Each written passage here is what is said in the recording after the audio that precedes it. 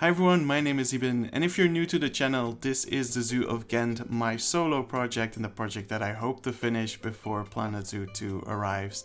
This is my take on the Zoo of Ghent, which is in real life a zoo that has closed down many years ago, but in my alternate universe here, it is a zoo that has moved places instead of being closed down.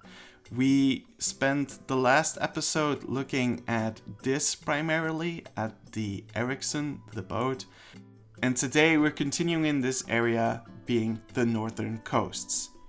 Now, I'm standing here looking at the Walrus exhibit from a very specific point of view. I am on the balcony of one of these cabins. Inspired by Paradise, we have cabins where the guests can stay overnight, and let's take a look inside. And this is what the inside looks like. We have a cozy bed, a nice view of the Walrus from our bed, and a big TV, which I think is very important. I also added this little, and I'll see if I can get closer, this little mini fridge. This new, it's no longer new. This new piñata piece was really cool as a little seating cushion. And of course, you've got your typical cabinets where you can put your clothes. There's a little safe, and there's a water boiler, or whatever you call that in English. That's a really literal translation of the Dutch word for it, Iben, but I really enjoy this. I've had the pleasure of staying at Paradise in the past, not in the houses this one is inspired on, but at the Walrus room, and I must admit, I really like staying in zoos.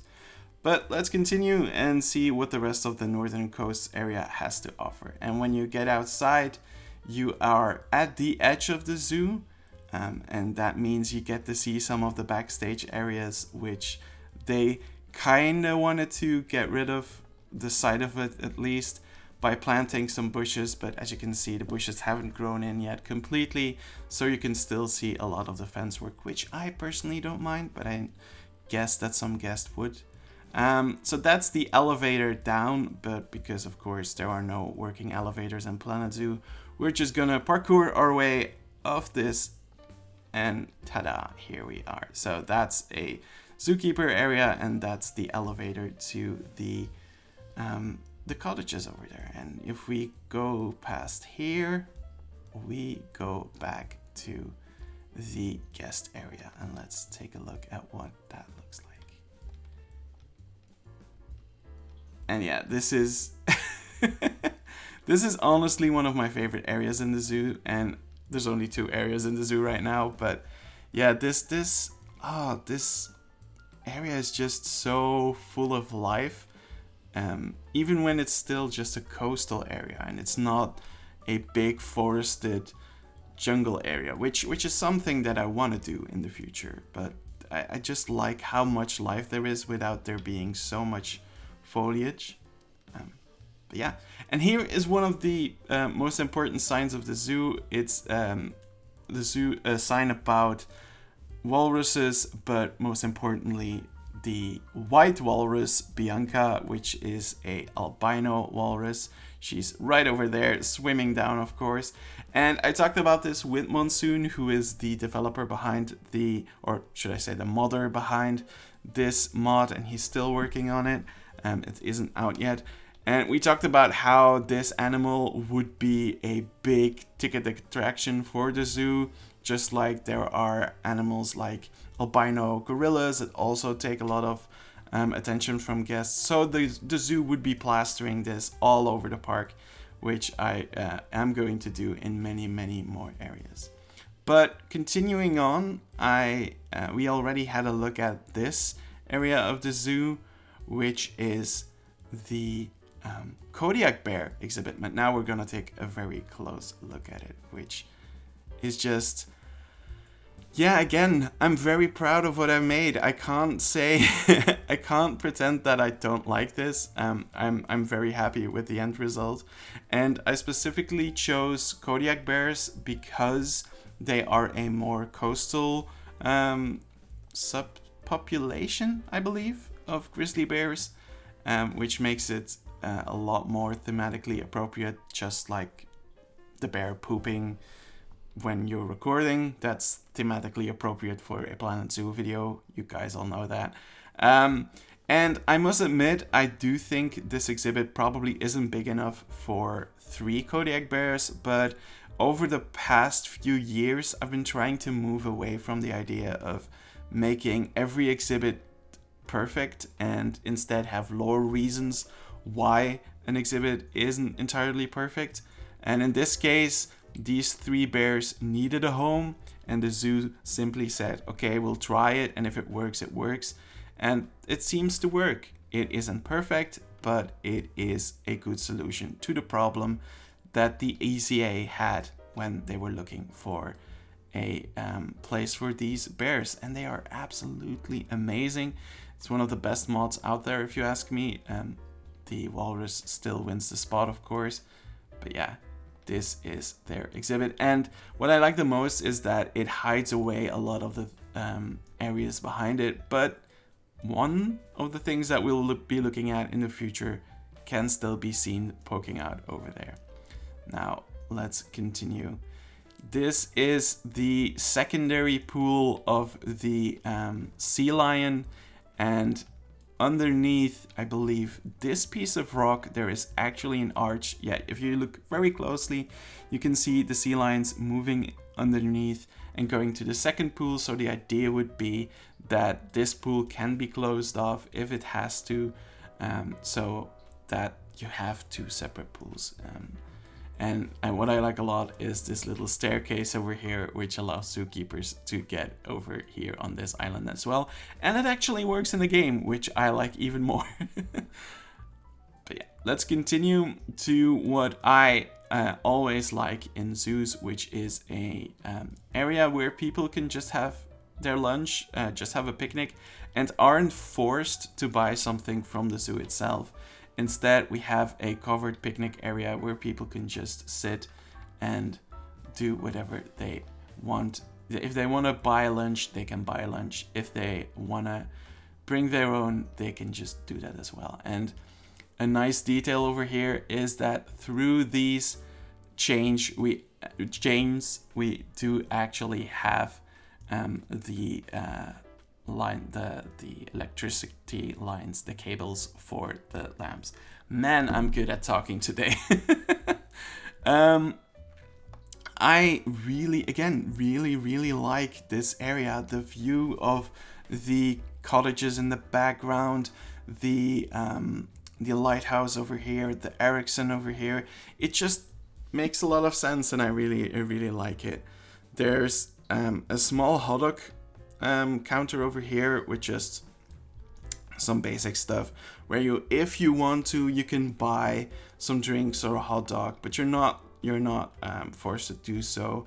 There's a sauce dispenser over here, and there you can get sauerkraut over there. I don't know what the English word for that is, but it's something that is very common in Germany and in the Benelux as well.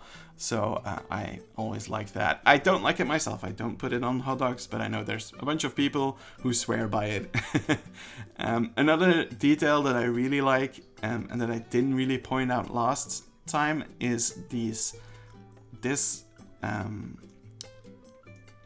bottle holders. This bottle here, you can put in your empty bottles of Fizz Cola, which is something that I took from Gaia Zoo because I liked it a lot, and that this is something that people can recycle instead of having a bunch of cups or cans. Glass bottles are much better for the environment. So yeah, I really like it. It's made out of a bunch of font pieces and the new LED pieces, which of course are absolutely incredible. Now, let's continue because there is more to see in this episode, and I don't want to just spend my time there because we have a lot more to see. Oh, look at that. So here we have one of the two underwater views of the bear enclosure, and you can already see a sneak peek of one of the other buildings in the northern coast area. I again really like this. It just creates a nice view onto the next area of the zoo, which is just I love it. It's the weenie effect from theme parks, and if zoos do it as well, then it just warms my heart. I can't say more about it. Another area we'll look at right now is an exhibit for reindeer and musk ox, and unfortunately, right on cue or not. So the reindeer can actually stand right over here. If I don't forget, I'll edit in a video of them standing right there, which just gives this really nice effect because it looks as if the reindeer is right there on the same level as you are, but in fact there is a moat in between. And let's take a look at the next part of this.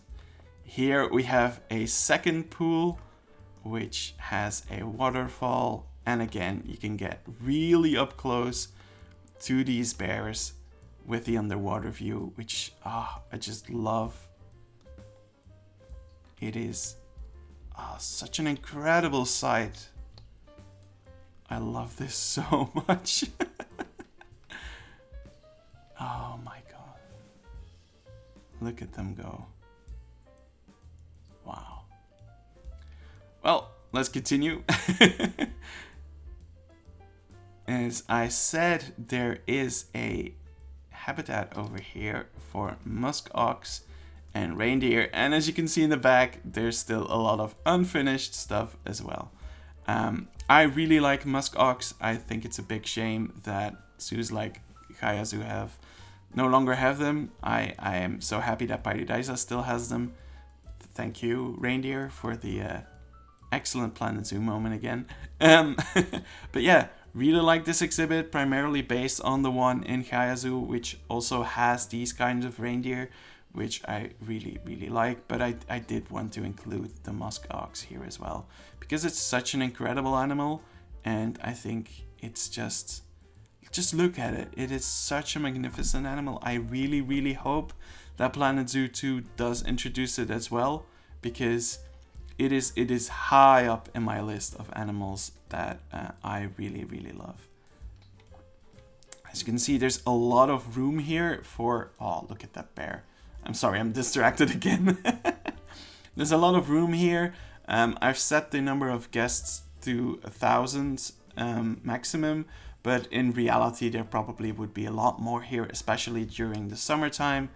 And yeah, you get really amazing views of these gigantic bears, which I really like. And of course, signage for the two species over here. If you speak Dutch, you can probably already see what these signs are about, but there's also the English text as always. And let's continue to one of the less finished areas of the northern coasts, but one that I'm still very, very proud of, which is a combo exhibit of Eurasian small-clawed otters, raccoons, and, if I can see them somewhere, not mallards, but skunk? Well, can't see them right now. The mallards, of course, are what I like to add in any exhibit with water. It's just what happens in zoos. I always see reactions from people who go like, "Oh, what an interesting combination," and I'm like, "Yeah, it's not an intentional one. It's just meant to be animals visiting waterways where possible." Now, we're not gonna go into this building yet. We're not gonna go that much further yet because that's not finished. But I will take a little sneak peek at this area, because here we have this small little island with a burrow where the animals can get in. And one of the things that I've learned, and I didn't know that was a thing, but the burrows can't be used by the skunks, nor the otters, nor the raccoons. I kind of assumed that they would, but you can't, which is a bit of a shame. And I hope that's one of those things that gets remedied in the sequel once again. But yeah, this has been the Northern Coast so far. I think I'm going to be doing another episode on this area in the future, not now, because I'm kind of burned out on this area now, and I still want to have enough energy to complete this zoo, but not before showing you guys this, which is a really cool view for anyone who visits this zoo, which is a sleeping area for the bears. Now, maybe you saw it when I passed by, but I'll highlight it now as well. There are also 2 foxes inside of this exhibit. This is based on a exhibit that Just Goron showed in one of his videos on the bears, and it's really, really cool. So if we are in luck, we might see them, but they're really small animals, so I don't think we'll be seeing the foxes today, which is very realistic to what it would be in real life as well. I don't think you'll always see the foxes. Oh, I just love this area so much. I know I'm tooting my own horn here, and I usually am not like that, but this is one of these areas in the zoo that really came together. And I'm gonna quickly move back to this area because I'm gonna take another look from on top of the boat. And from the boat itself, you really get this nice multi-layered view where you can see the sea lions, where you can see the walrus, where you can see the house in the back, and you can see the Kodiak bears right over there. And I really specifically went for Kodiak bears for this result, where it kind of feels like we've just arrived on an island, and this is simply the island where the Kodiak bears live.